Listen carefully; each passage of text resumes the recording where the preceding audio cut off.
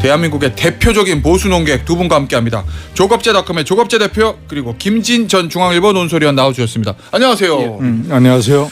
이 두 분의 방송을 많이 보신 분들은 청취자분들 알고 계시겠지만 이 두 분은 대한민국의 대표적인 보수 논객이시지만 이번에 윤석열 전 대통령의 비상계엄에 대해서 제일 비판적이시고 또 탄핵은 해야 되는 게 맞다라는 입장을 가지신 분들이세요. 아마 청취자분들 다 아실 겁니다. 그래서 이 두 분을 모시고 이번 대선에서의 보수 진영이 얻은 득표의 의미 그리고 이제 앞으로 어떻게 돼야 되는 거냐 뭐 요 얘기를 좀 해보려고 합니다. 일단 최근에 있었던 일부터 좀 말씀을 좀 드릴게요. 질문을 좀 드려볼게요. 의총 있었잖아요. 대표님 어제 보니까 권성동 원내대표는 사퇴를 했습니다. 그런데 보니까 이 원내대표는 대행이 없어가지고 사퇴해도 후임 선출할 때까지는 계속 한다는 것이거든요. 그리고 김용태 비대위원장 찾아가서 같이 그만두자 그랬더니 김용태 비대위원장은 아니라고 했고 요거는 언론 보도는 났습니다만 국민의힘에서는 부인했어요. 그런 일 없었다고. 그리고 다른 비대위원들은 다 일괄 사퇴하기로 했다. 요 얘기인데 어제 의총에서 있었던 이 장면들은 어떻게 보셨습니까, 대표님? 저는 전번에도 이야기를 했는데 예. 이 국민의힘이 공당으로서의 최소한의 예의가 없는 것 같아요. 그러니까 지금 해야 될 일은 뭐 비대위를 언제까지 연장한다든지 전당대회를 언제까지 하는 게 아니고 그건 기술적인 지난 12월 3일부터 6개월 동안 있었던 일에 대한 국민들에 대한 보고를 해야 됩니다. 그동안에 잘못한 거. 그게 말하자면 새로 나갈 수 있는 일종의 반성 아니겠어요. 그죠? 지금은 반성의 시간 아닙니까? 반성하는 데서 제일 중요한 게 왜 비상계엄령을 옹호했느냐. 왜 부정선거 음모론에 넘어갔느냐. 더구나 이번에 후보까지 나와가지고 후보의 첫 말이 사전투표제를 폐지하겠다고 그랬거든요. 그렇죠. 처음에. 지난 5월 3일 수락연설에서 그런 과정에 대한 반성과 그다음 보고서가 나와야 됩니다. 이 지나가는 말로 뭐 계엄에 반대하고 싶어서나 뭐 이런 식으로 이야기할 게 아니고 그동안에 이 두 건으로 해가지고 국민들을 더구나 보수적 국민들을 얼마나 혼란에 빠뜨리고 화나게 만들었냐 이거죠. 여기에 대한 정리된 문서가 나와야 됩니다. 중국 공산당이 개혁 개방으로 나갈 때 등소평 규제로 해가지고 그동안에 중국 공산당의 잘못을 정리한 다음에 개혁 개방으로 갔다고. 거기서 모택동이 잘한 게 7이면은 잘못한 게 3이다. 문화대혁명은 이거는 반역이었다 이런 식으로 하고 나갔듯이 국민의힘은 전당대회 하기 전에 이 보고를 국민들한테 해야 됩니다. 국민들한테 해야지 자기들끼리 의총에서 이래저래 해봤자 그 아무 의미 없잖아요. 문서를 해야 돼요. 위원님은 어떻게 보셨어요? 최근에 대선 이후에 있었던 국민의힘의 지금 현재 움직임. 권성동 원내대표는 한덕수 이 단일화 끼어들기 사기극 그 파동 때 그때 그만뒀어야 됩니다. 그때 권영세 비대위원장과 함께 그만뒀어야 돼요. 쌍권이 친윤계를 상징하잖아요. 그리고 대통령 선거 패배의 가장 큰 원인 비상계엄 옹호와 탄핵 반대 윤석열 옹호 이런 것을 상징하는 인물이 쌍권이기 때문에 쌍권총을 그때 분리수거 했었어야 돼요. 그런데 권영세 비대위원장만 하고 실세 중에 실세인 한덕수 총리의 출마를 제발 좀 설득해서 출마시켜 달라라고 정대철 헌정회장한테 부탁한 사람이 권성동이잖아요.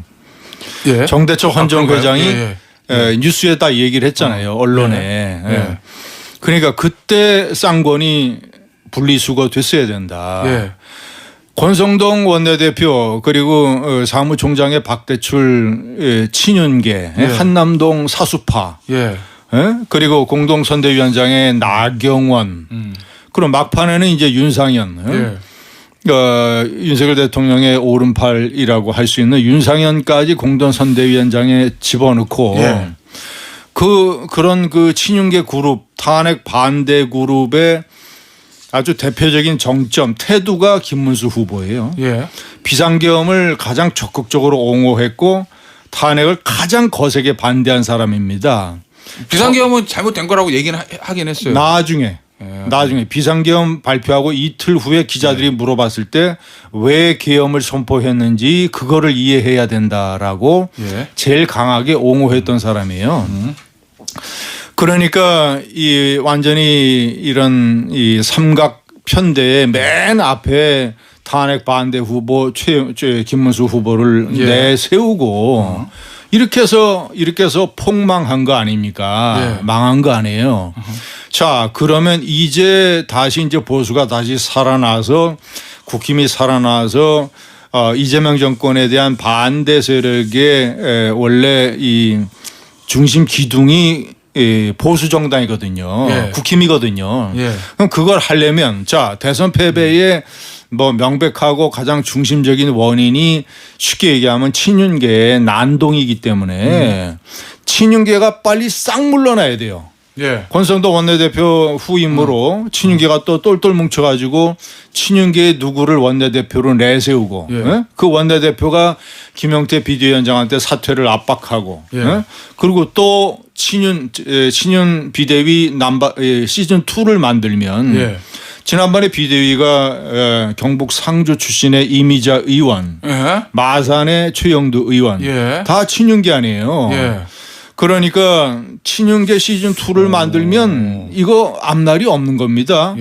그러니까 첫 번째 과제는 권성동 물러났으니까 친윤계가 원내대표를 다시 먹을 생각하지 말고 중립적이거나 아니면 친한계로 세우고 그리고 김용태 비대위원장은 막판에 강단을 좀 보여줬으니까 당론 취소하자 말이지. 탄핵 반대 당론 취소하자. 그리고 했으니까 김용태 비대위원장은 논란의 중심에 없으니까 어차피 2개월 3개월짜리 비대위원장이니까 그대로 가고 그리고 원내대표를 중립적인 인사로 하고 중립적인 비대위를 구성을 하고 그 비대위가 단순히 2개월이나 3개월 후에 전당대회 관리 임무만 맡으면 됩니다. 그래서 전당대회로 가자? 당연하죠. 아니 이거는 이거는 너무나 명백한 건데. 관리형 비대위로? 관리형 비대위로 하고 전당대회를 해서 그리고 완전히 공정한 룰로 해서 게임을 붙여야지. 지난번처럼 한동훈 잡기 위해서 당원 이 책임당원 투표 자격 이거 슬쩍 바꾸고 1,000원만 내면 하루만 내도 투표권을 주는. 그러니까 그 전에 많이 입당시켜 놓고 이런 식으로 하면 안 된다. 또 무슨 뭐 당원 100% 이런 식으로 막 김기현 당선시켰을 때 이런 식으로 하면 안 되고 그냥 정통으로 알겠습니다. 가야 된다. 자, 조 대표님은 일단은 앞서 말씀하신 반성, 백서 이렇게 할래도 뭔가 지도체제가 꾸려져야 되잖아요. 그 지도체제 문제는 어떻게 된다고 보세요? 전당대회 해야 되냐 아니면 비대위 계속 가야 되냐? 지금 김진현 말씀이 정답이지 그렇지 않습니까? 그래서 지금 우선 지난 대선은 예수님이 나와도 이길 수 없는 구도로 출발한 거 아닙니까? 비상계엄 때문에요? 그러니까 예수님이 나와도 안 돼요? 작년 12월 16일 한동훈 당시 대표를 누가 물병까지 던졌다고 그러는데 그래서 쫓아낼 때부터 이번 선거의 결과는 결정된 거 아닙니까? 그죠? 한 전 대표를 물병 던지면서 쫓아낼 때부터 패배는 예상된 거다. 윤석열 편에 서버렸으니까. 그래가지고 4개월 동안 협의하고 4개월 동안 광장 세력, 음모론 세력과 결탁이 돼가지고 하다가 갑자기 4월 4일에 파면이 되니까 서둘러서 이제 준비했는데 아무래도 시간이 늦었던 거 아닙니까? 그러니까 400m 뛰려면은 스타트선에서 뛰어야 되는데 30m 뒤에서 뛴 것 아닙니까? 4개월 다 놓쳐가지고 도저히 이길 수 없는 게임인데 한 번 더 못을 박은 게 5월 3일 김문수 후보를 선출하면서 그 돌아갈 수 없는 다리를 건넜는데 다 그때 우리가 이야기했잖아요. 이거는 대선은 포기한 거다. 당권용이다. 당권용의 지금 게임을 하고 있다. 그 사실로 밝혀졌잖아요. 그죠? 근데 이제 41% 받았으니까 요걸 또 아주 유리하게 해석을 해가지고 아주 선전을 했다고 그러는데 그 41%가 국민의힘이 잘해서 던진 표가 아니고 이재명 후보가 예. 아니 대통령 되기 전인데 여당인 것처럼 막 사법부를 몰아세우고 하니까 그에 대한 경계심으로 예. 준 표 아니겠습니까? 아. 그거 41%에 안주하는 순간 예. 다시 한번 확실하게 망가지는데 예. 근데 이 전당대회의 개념을 모르는 것 같아요. 예. 정당에서의 전당대회는 그 당대표 뽑는 그거는 극히 일부 아닙니까? 그죠? 그동안에 자신들이 정책을 리뷰하고 새로운 정책을 만드는 게 전당대회의 본질인데. 원래 그렇죠. 본질은 그렇죠. 이게 우리나라 언론도 전당대회 하면 당대표 누구 되느냐 그것만 하더라고. 예. 거기서 정책과 뭐 중요한 노선이 어느 쪽으로 흘러가는지에 대해서는 아무 관심이 없어요. 맞아. 그러고 지금 이런 사태가 만들어지는 데는 예. 이 당권파도 문제지만 당원들도 문제입니다. 당원이요? 예. 국민의힘 당원들. 저 경선할 때 투표 당원들이 선택 잘못했잖아요. 예. 예? 그런 말씀이시죠. 후보를 선택 잘못했잖아요. 예. 당원들이 당의 주인 아닙니까? 또 당원들이 소수가 아니잖아요. 예. 한 70만 명 되잖아요. 예. 저는 이번에 당원들도 깊이 반성해야 된다고 생각합니다. 그리고 당원들이 혁명을 일으켜야 예. 당이 달라지는 거지. 예. 예. 알겠습니다. 김현거 예. 그 좀 예. 저 좀 첨언 좀 해도 돼요? 예. 아유, 얼마든지 편하게 하십시오. 예, 시간 많습니다. 이상하고 불길한 조짐이 있는데 지금요? 예. 어떤 거요? 그러니까 합리적 보수의 입장에서 봤을 때는 예. 합리적 보수는 이 극우 친윤계가 퇴장을 하고 합리적 보수 탄핵 찬성한 후보를 당대표로 내세워서 예. 당이 환골 탈퇴해서 새롭게 시작을 해야 된다라고 보는데 예. 지금 김문수 후보가 선대위 해단식에서 얘기한 것 보면 예. 응? 무슨 뭐 당내 민주주의가 없다. 예. 무슨 뭐 그것도 아주 희한한 얘기예요. 해괴한 얘기입니다. 본인이 한덕수 단일화의 일종의 경선 사기라는 비판까지 받는 사람이 예. 한덕수 단일화 사기를 옹호했던 사람이 예. 당내 민주주의가 없다고 비판을 하고 아하. 비상계엄을 가장 옹호했던 사람이 예. 비상계엄이 잘못된 것이라고 선대위 해단식에서 얘기하고 예.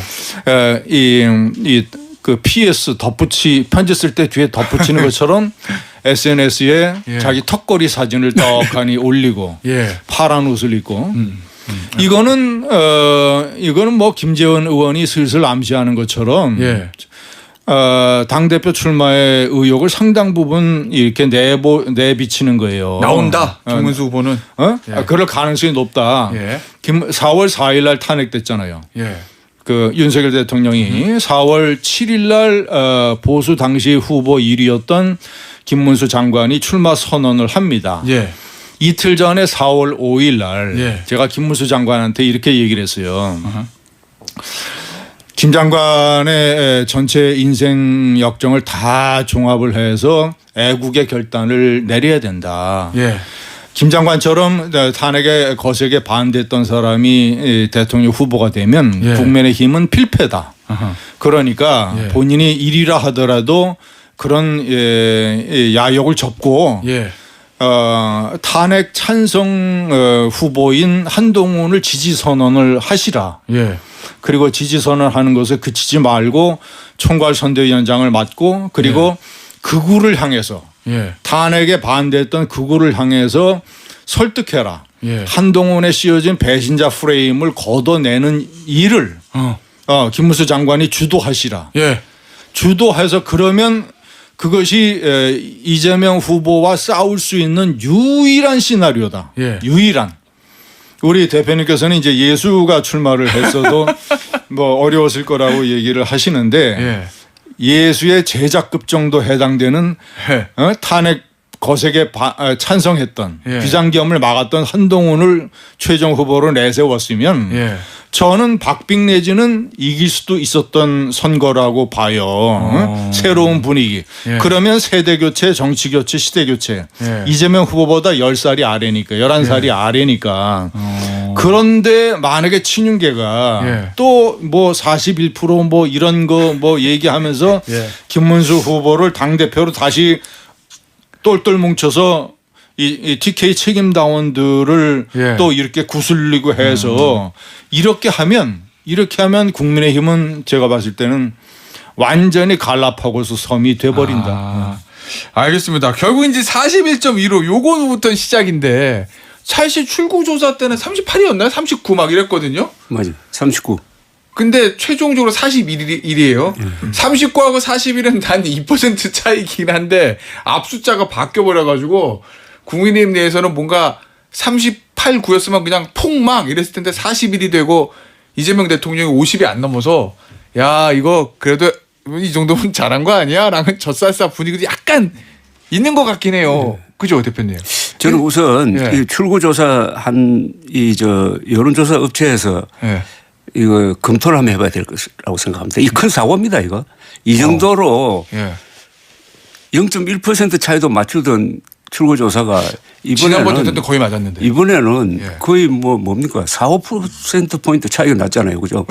두 후보가 저 대통령과 김문수 후보가 다 앞숫자가 달려져 버려. 잘못하면 이거 당락이 바뀔 뻔했다고. 예? 이번에 당락이 바뀔 정도의 4, 5%라고 틀린 거면요. 예, 그렇죠. 예, 근데 2% 3%로 결정되는 예. 선거였으면은 어. 그래서 큰 사고인데 예. 돈도 많이 쓰고 예. 그 한 10만 명 조사했잖아요. 예.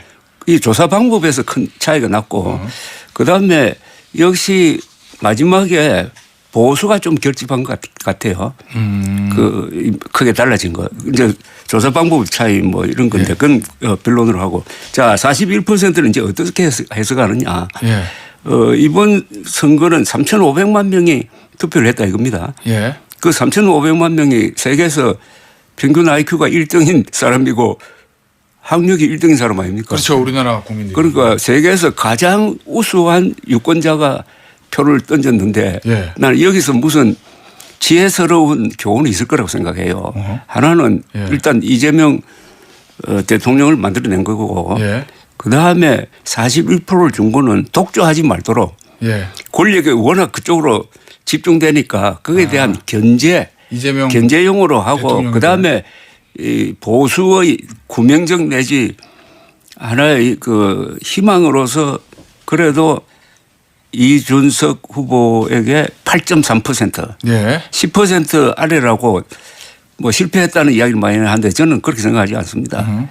제3 후보로 나와가지고 8.3% 받은 사람이 없어요. 예. 그래서 얼마나 이거 저 균형 있는 저 선택을 한 겁니까? 유권자들이. 문제는 예.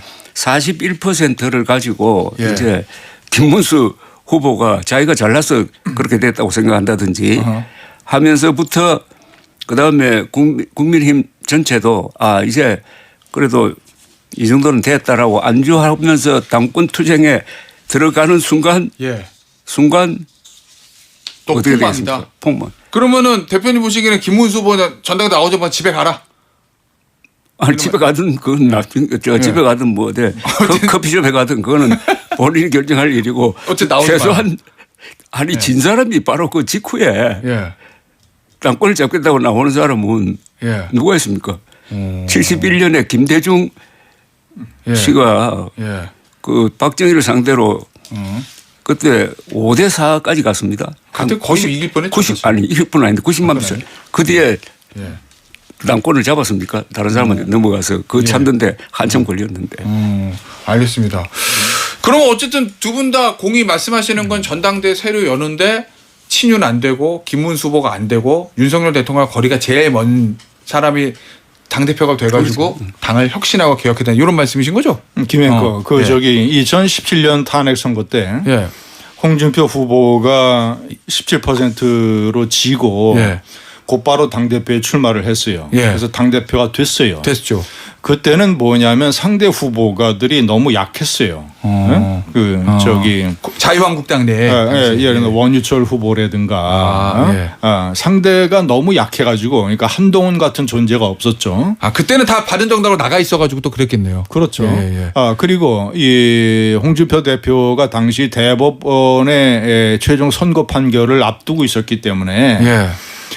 일종의 본인의 방탄용 출마의 성격도 있었고요. 예. 당내가 야당 대표가 돼야 유리하다. 예.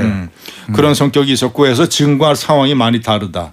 그리고 이 41%를 국힘이 어떻게 해석을 해야 되느냐. 예. 지난해 총선 때 대패해서 108석밖에 못 얻었잖아요. 예. 그때 전체 득표율 차이가 5%였습니다. 예. 그런데 5%에서 지금은 8.3%로 더 많이 벌어졌어요. 그리고 가장 중요한 것은 수도권. 예. 서울에서 윤석열이 5%를 이겼었는데 예. 이번에 김문수가 서울에서 5%를 졌어요. 예. 그러니까 10%가 바뀐 겁니다. 경기도에서 이재명이 3년 전에 5%를 이겼었는데 예. 지금은 경기도에서 15%를 이겼어요. 10%가 더 벌어진 거예요. 예. 자, 경상도 영남권에서 이재명 후보가 3년 전에 20%대였는데 예. 지금 24로 4%나 늘어났어요. 그 부산 경남이 에서 40%까지 갔어요. 예. 그리고 호남에서 윤석열 후보가 3년 전에 14%였다가 이번에 10% 뭐 11%로 쪼그라들었습니다. 예. 이거는 뭐냐면 특히 수도권 민심이 이렇게 확 변한 것은 항상 이 지금 현재의 김문수 후보를 내세웠던 국민의힘을 거의 구태 집단으로 보는 거예요. 수도권 민심이요? 수도권 민심이 역사의 낙후 집단으로 보는 겁니다. 예. 수도권이 젊은이들이 모여 있죠. 그리고 이 수도권 외곽에 많은 서민들, 자영업자들, 소상공인들 이런 데의 특징. 그러니까 전체 전국 단위 선거의 바로미터가 수도권이잖아요. 예. 바람의 방향을 가르쳐주는 이 41%와 수도권의 격차가 더 벌어진 것은 너희들 국힘은 이제 완전히 역사에서 낙오된 구태 집단이다. 이거기 때문에 예. 이번 결과를 봐서 변화와 혁신을 국민의힘이 전당대회 때 채택하지 않으면 뭐 내년 선거도 힘들고 상당히 앞으로 힘들어진다. 알겠습니다. 자, 시간이 지금 광고를 드려야 되는데 문자 이걸 소개해드려야 되겠다. 이진호님, TV에서도 보기 힘든 조합인데 김태현의 정치쇼에서 대단합니다. 주제도 훌륭합니다. 감사합니다. 두 분 오늘 나와주셔서. 자, 이 두 분은 그냥 가실 수가 없습니다. 저 광고 듣고 돌아와서 3부에서 이 두 분과 보수의 미래에 대해서 과연 진정한 보수란 무엇인가 이런 이야기들 좀 나눠보도록 하겠습니다. 광고 듣고 3부로 돌아옵니다. 김태현의 정치쇼 3부 시작했습니다. 특집 대담 보수의 품격 조갑제닷컴 조갑제 대표와 김진 전 중앙일보 논설위원과 함께 하고 있습니다. 이 제목 저희가 보수의 품격인데 제목이 갑자기 이런 생각이 들었어요. 국민의힘 진정한 의미에서의 보수 정당 맞습니까? 보수 대표성을 상실했죠. 쉽게 말하면 가짜 보수라고 봐야지. 왜요? 아니 예. 비상계엄령에 편성하면은 헌법을 부정하는 거 아닙니까? 예. 그죠? 그다음에 부정선거 음모론을 부정하지 않으면은 그것은 거짓말에 동조하는 건데 예. 보수의 3대 가치가 법, 사실, 자유 아닙니까? 예. 그리고 법과 사실에 기초해야 자유를 지킬 수 있다는 건데 예. 그러니까 보수가 아니지. 그리고 이 보수라면은 난 제일 중요한 게 예의라고 생각해요. 예의. 예. 예. 보수의 덕목이 보수라는 건 원래 이 미풍양속 역사와 전통을 존중하는 거거든요. 예. 그러니까 가장 교양인이라야 보수임을 이야기할 수 있는데 예. 윤석열 등장한 이후에 3년 동안 예. 국민의힘이 보여준 행태 그리고 윤석열 보여준 행태 예. 또 아울러 김건희 씨가 보여준 행태를 다 합치면은 한반도에서 가장 부도덕한 정치 집단 아닙니까? 하나 빼야 되겠네. 뭐요? 북한 노동당. 북한 노동당을 제외하고 예. 가장 부도덕한 정치 집단이고 예. 또 윤석열 전 대통령이 결정적인 실수를 할 때 결정적으로 협조했잖아요. 예. 청와대에서 나와가지고 국방부로 가는 거 예. 이준석 대표 몰아내고 예. 그다음에 근거도 없는 의과대학 정원 2,000명 늘리겠다고 해가지고 결국 1년 사이에 의사 수를 5,000명 줄여버리고 한 이런 행동에서 국민의힘이 한 게 뭡니까? 다 법을 무시하고 사실을 무시하고 국민들한테 무례하고 결정적인 거는 저는 도저히 용서할 수 없고 아마 이건 회복이 거의 불가능할 예. 것 같은데 부정성 음모론을 퍼뜨리는데 동조한 것 아닙니까? 예. 아니 이 부정성 음모론의 발언이 예. 2020년 4월 총선이었잖아요. 예. 그때 부정선거가 없었다는 것은 그 출마해본 국민의 그때는 미래통합당이 다 알았을 거 아닙니까? 예. 그걸 깔끔하게 정리하지 못했잖아요. 그런 사이에 이번에 윤석열 대통령이 그걸 들고 나오는 바람에 예. 한때 국민들의 30%가 거기에 넘어갔고 보수의 60%가 넘어간 적이 있습니다. 예. 작년 12월 말에. 예, 예. 그래가지고 우리 국민 생활이 어떻게 어렵게 됐냐 하면 특히 보수층 사람들 모이기만 하면 그걸로 싸웠다고. 집안에서도 싸워가지고 부부가 각방을 쓰기도 하고 예. 동창회도 깨지고 예. 이걸 국민의힘에 그러니까 국민을 분열시킨 이걸 이번 선거 과정에서 정리하지 못했잖아요. 예. 알겠습니다. 같은 질문 드릴게요. 국민의힘은 진정한 의미의 보수정당 맞습니까? 김앵커 지금까지 예. 우리가 이념 지형을 나눌 때 예. 보수, 중도, 진보 이렇게 나눴잖아요. 예, 그렇죠. 전통적으로 근데 저는 그렇게 하죠. 이제부터 이걸 바꿔야 된다고 생각을 해요. 어떻게요? 비상계엄을 계기로 예. 극우, 합리적 진보, 예. 중도, 보수 네 개로 이제 앞으로 언론이 나눠야 됩니다. 극우 보수 중도 합리적 진보 이렇게 되는 거예요. 극우, 합리적 보수, 예. 중도, 진보 예, 예. 네 개로 나눠야 돼요. 세 개를 네 개로 나눠야 돼요. 그럼 기존의 보수를 극우하고 합리적 보수로 나눈다 이런 말씀이시군요. 그렇죠. 예. 극우와 합리적 보수가 다른 정도는 예. 합리적 보수가 이 좌파 진보와 다른 정도만큼 달라요. 그 많이 다르네. 예. 그러니까 네 개로 나눠야 돼요. 예. 예. 예. 극우가 그러니까 합리적 보수는 쉽게 얘기하면 어떤 보수 정권을 어떤 이 진보 좌파 세력이 선동적으로 과격하게 부당하게 공격을 할 때 예. 보수 정권의 성공을 위해서 그 진보 좌파 세력과 밖으로는 싸웁니다. 예. 그런데 합리적 보수는 동시에 보수 내부에 잘못이 생기면 예. 그것을 고치고 교정하기 위해서 비판하고 견제를 해요. 그러니까 보수 진영의 가장 잘못된 비상계엄 예. 이런 것들을 비판을 하고 탄핵을 찬성한 사람들이 합리적 보수입니다. 예. 예를 들자면 한동훈 전 대표 같은 사람 예. 그리고 친한계 의원들 예. 이런 사람들이 합리적 보수예요. 극우의 특징은 이 바깥의 진보 좌파를 악으로 규정을 하고 무조건 악에 대항하기 위해서 내부의 잘못이나 이런 것들은 2차적으로 다 뒤로 돌려야 된다. 덮고 가 이런 덮고 거. 가. 계몽령 그리고 윤석열 복귀 뭐 이런 거 주장하는 거. 그리고 이재명과의 이번에 대통령 선거는 단순한 대통령 선거가 아니라 체제 전쟁이다. 예. 뭐 이재명 후보가 대통령 되면 공산화된다. 이런 식으로 상대 진영을 악으로 규정을 하고 예. 악에 맞서는 선은 똘똘 뭉쳐야 된다. 내부 분열 안 돼. 뭐 이런 거요. 무조건 김문수 후보를 찍어야 된다라고 했던 극우들, 예. 강경 보수, 예. 꼴통 보수, 그 중심이 TK입니다. 예.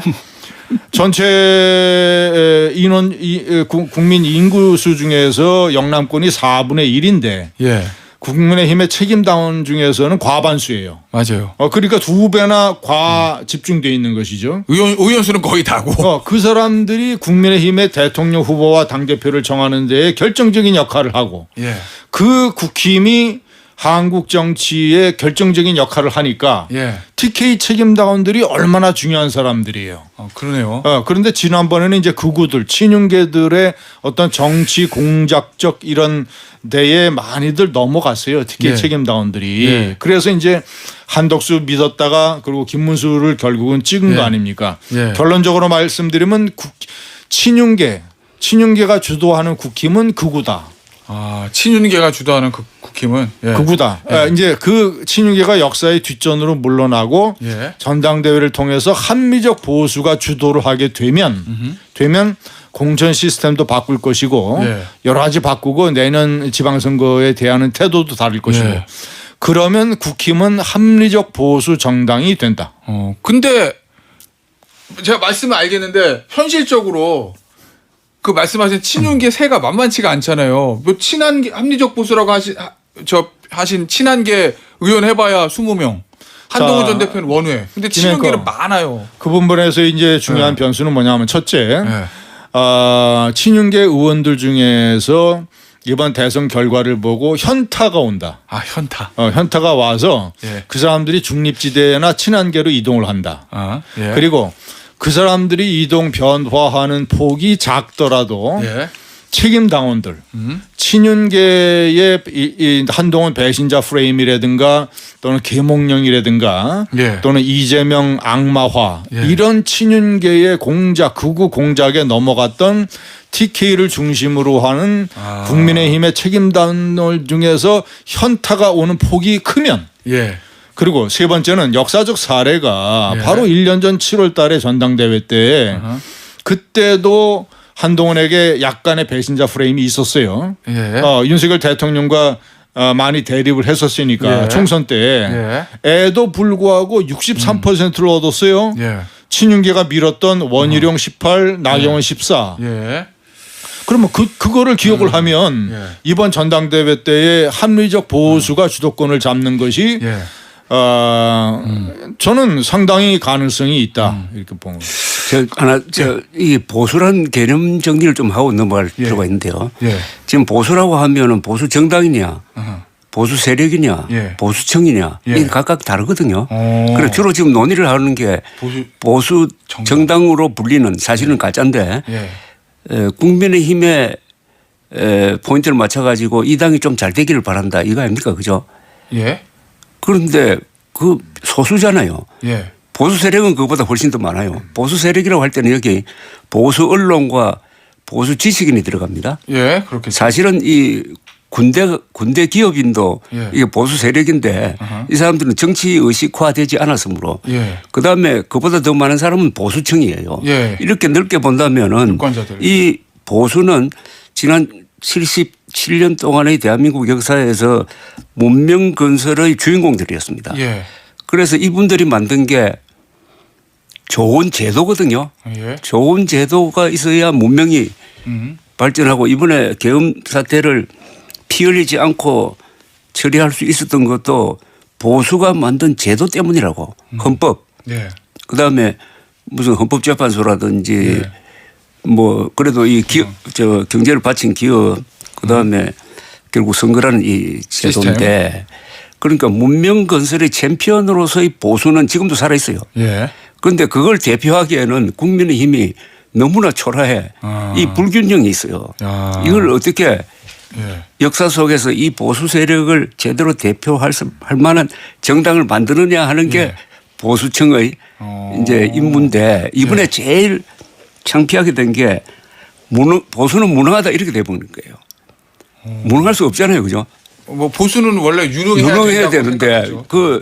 그렇게 찍혀버린 게 윤석열 당시 대통령 때문입니다. 예. 이게 제일 억울한 거예요. 자, 그럼 어떻게 유능한 집단으로 만드느냐? 예. 유능한 집단. 아니 과거에 우리 선배 세대는 다소 부패하고 예. 다소 권력을 남용한 면이 있어요. 예. 그러나 유능했으므로 역사적으로 다 평가를 받고 있잖아요. 그죠? 보수는 유능하다라고 생각되는 시절이 있었죠. 이승만, 박정희, 전두환, 노태우를 무능하다고 보는 사람은 없는 거예요. 예. 독재했다, 부패했다. 그러나 윤석열은 와가지고는 무능한데 무능의 극치가 이번 친위 쿠데타 실패 아닙니까? 친위 쿠데타는 절대로 실패를 못해요. 친위 쿠데타 그냥 쿠데타도 아니고 친위 쿠데타. 친위 쿠데타는 실패할 수가 없는데 예. 실패해버렸잖아요. 예. 여기서 그래서 저는 앞으로 크게 보면은 이번 이 사태를 가져온데 공동책임을 져야 될 사람이 보수 언론, 보수 지식인. 예. 그다음에 보수의 개념을 더 확장을 해가지고 그 사람들을 정치 의식화해야 돼요. 그 정치 의식화한다는 것은 우리가 문명 건설의 챔피언이니까 앞으로도 우리가 주인이 돼야 된다 예. 해가지고 국민의힘 당원으로 많이 등록을 하든지 예. 아니면 개혁신당 당원으로 많이 등록을 해가지고 예. 돈 내고 하든지 해가지고 예. 이 보수 정치 규모를 늘려야 됩니다. 그래야 국민의힘이 그러니까 지금 짠 바닷물이면 거기다가 소금 넣게 하는데 물을 더 벗어 이제 그래 크게 벌려야 된다는 돼. 말씀이죠. 스케일을 넓혀야 돼. 알겠습니다. 새 정부 얘기 좀 해볼게요, 의원님. 이재명 대통령이 선거 과정에서 후보 시절에도 중도 보수를 표방을 했고, 그리고 이제 이번에 취임사에서도 진보 보수 없다, 실용적 시장주의 정부가 될 것이다 이렇게 얘기를 했거든요. 그러니까 이념에 사로잡히지 않고 실력으로 성과로 보여주겠다 이런 얘기인데, 그 이재명 대통령 취임사 어떻게 들으셨어요, 위원님? 자, 이 진보 대통령이건 보수 대통령이건 예.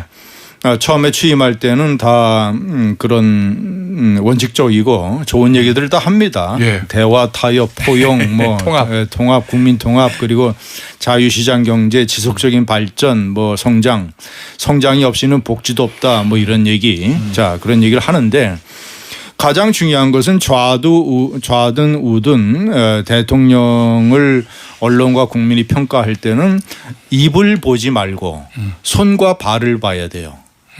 정치인들은 항상 입으로는 국민들의 귀에 맞는 얘기를 하니까 예. 손과 발을 봐야 됩니다. 가장 중요한 기준이 뭐냐? 첫째는 윤석열 정권에서 거부권을 행사했던 42개의 법안. 그 법안 중에는 정치적인 이유로 거부한 것도 있지만 대개 기업들이라든가 일반 사회, 국민들 다수 이런 사람들의 시각에서 이런 것은 무리한 법안이라고 해서 거부한 법안들이 다수예요. 네. 자, 그러면 첫 번째 바로미터는 뭐냐? 이재명 대통령이 본인이 얘기하는 실용주의 그리고 신중한 다른 사람들의 의견을 듣겠다고 한 것, 이런 것들을 앞으로 그 거부권 법안에서 어떻게 실천하느냐. 예. 자, 이제 보는 내란 특검, 최상병 특검, 김건희 특검 3개를 통과시킨 것은 이것은 정책의 문제가 아니니까 그건 일단 예외로 칩시다. 예. 예외로 치는데 자, 보세요. 대법관 증언법 같은 거. 아직 뭐 처리는 안 됐지만. 예. 자, 공론의 장이 네, 필요하다라고 한마디 하니까 쑥 물러났어요. 일단 유보를 해서 물러났어요. 예. 그런 것은 저는 나름대로 바람직한 변화라고 봅니다. 그런 것은 다른 사람의 얘기를 듣겠다는 것을 실천한 거예요. 예. 그런데 예를 들자면 상법 개정안이라든가 우리가 정치보다 중요한 게 민생입니다. 예. 상법 개정안은 많은 기업인들이 반대를 해요. 예. 그 반대하면 반대하는 이유가 있을 거 아니에요. 응? 예를 들어서 외국의 헤지 펀드에게 노출되는 위험이 있다라든가 이런 상법 개정안을 지금 바로 하겠다고 하는데 제1호 법안으로 하겠다고 하는데 예. 이렇게 서두를 이유가 뭐가 있냐 이거예요. 이재명 대표가 얘기한 대로 대화 타협, 다른 사람들의 의견을 듣는다 하면 공청회도 열고 기업인들 불러다가 상법 개정안에 관한 이런 얘기도 들어보고 이렇게 해야 되는 거 아니에요. 그리고 또 하나 예를 들자면 노란봉투법이라든가 노조 관련 그리고 시장주의 가격주의를 굉장히 위협하는 양곡관리법이라든가 이런 것들을 앞으로 방송법 이런 것들을 이재명 대통령이 어떻게 처리하느냐로 판단을 해야지 취임사에서 이 미사 요구했다고 그걸로 보면 안 된다. 알겠습니다. 대표님은 이재명 대통령을 후보 시절에 좀 만나보셨잖아요. 예, 그게 다 보도됐었고 만나서 한번 겪어보시고 짧은 시간이지만 최근에 취임사와 초기 행보들 한 이틀 됐지만 그거 보시니까 그래도 좀 긍정적으로 볼 수 있는 측면도 있을 거고 좀 걱정되는 측면도 있을 거고 그러실 것 같은데 어떠신가요? 취임사는 참 잘 쓴 문장이고 생각을 많이 한 문장이라고 생각을 합니다. 예. 그런데 지금 뭐 어제 3대 특검법을 지금 통과시켜 가지고 완전히 그대로 가면은 일종의 이거는 비상계엄령 비슷한 그런 분위기가 만들어지는 거 아닙니까? 검사를 120명 그리고 수사 인원까지 다 합치면 한 570명을 동원해 가지고 김건희 씨, 윤석열 씨 두 사람을 수사를 하는데 여기 상당히 국민들의 지지가 있을 거라고 봅니다. 특히 우리가 모르는 사실이 많이 나올 거거든요. 뭐 아무래도 특검하면 그렇겠죠. 그러니까 그걸로 해가지고 한 6개월 동안 분위기를 만드는데 그거는 또 어제 대통령으로서 대통령은 국민을 크게 통합하는 사람이니까 그 역할을 하겠다고 하면서도 내란 문제는 철저하게 조사를 하겠다고 했어요. 예. 그런데 이게 정치 보복으로 나는 비치지 않을 것 같아. 아, 다만 여기서 선이 하나 있을 것 같은데 선이요. 예. 국민의힘을 상대로 내란 동조자로 수사를 한다 이거예요. 예, 의원들. 그런데 추경호 당시 원내대표를 불러서 조사한다든지 예. 했을 때 이게 정치 보복으로 가서 국민의힘이 일치 단결해가지고 거기에 대한 저항을 한다. 예. 요 경계선을 어디서 만드느냐. 그건 국민의 지지 여부에 달려 있다고 생각하고 무슨 사실이 밝혀지느냐에 그럼 그게 되면은 끝무렵에 가가지고는 국민의힘을 내란 정당 비슷하게 몰아가지고 위원정당 제소하는 그 프로그램까지 갖고 있는 거 아니에요. 거기에 이야기 나온다면은 이번 하반기에 그런 일이 그러니까 수사를 종결하는 게 예. 이래 되면은 연말쯤 되지 않아요, 그죠? 그 다음에 바로 지방선거로 예. 연결되니까요. 아, 그런 로드맵으로 가져갈 수 있다 이런 말씀이시군요. 네. 자, 그러면 그런 상황에서 국민의힘은 대여 전략 어떻게 해야 됩니까 지금? 일단 내란 특검법을 보면요. 예. 저는 그 국민의힘 내에서 내란 동조와 관련돼서 뭐 수사를 받거나 할 수 있는 그 폭이 대단히 작습니다. 자, 추경호 전 원내대표 정도 계엄 해제 요구에 적극적으로 참여하지 않은 그 의결에 참여하지 않고 의원들을 당사에 뒀잖아요. 그리고 윤석열 대통령과 통화한 게 나왔잖아요. 그런 거. 그러니까 추경호 원내대표 정도 그리고 뭐 한두 명 정도 더 추가되고 이렇게 해서 뭐 하지 이제 그거는 내가 볼 때는 정치적인 국민의힘에 대한 정치적인 어떤 공격인 거고 뭐 이 정당 해산 이런 문제하고 연결될 가능성은 뭐 저는 작다고 보고 제가 주목하는 것은 내란 외의 외환죄입니다. 나는 이것은 특검이 필요한 이유 중에 하나라고 봐요. 평양에 드론 무인기를 왜 띄웠냐? 누가 띄웠고 대통령이 관련이 돼 있느냐? 단순히 군이 얘기하는 무슨 작전상의 필요냐? 저는 이런 것이 공개돼서 지금 군이 얘기하는 그동안에 이 일반 형법 수사에서 이걸 제외한 이유 변명 이것이 공개되면 국가안보상의 기밀 위협이 있다라는 그 이익의 침해보다 평양 드론기 사건을 수사를 해서 정말 정권이 대통령이 비상겸하기 위해서 전쟁 유발 내지는 전쟁 도발 이 위한 긴장 조성을 기도했느냐. 이 부분을 파헤치는 게 대단히 중요하다고 알겠습니다. 생각합니다. 자, 대표님, 국민의힘은 대여 전략 어떻게 해야 돼요? 수는 엄청 밀리는데 지금. 국민의힘은 더 바닥으로 떨어져야 된다고 생각합니다. 대여 전략 할 때가 아니다.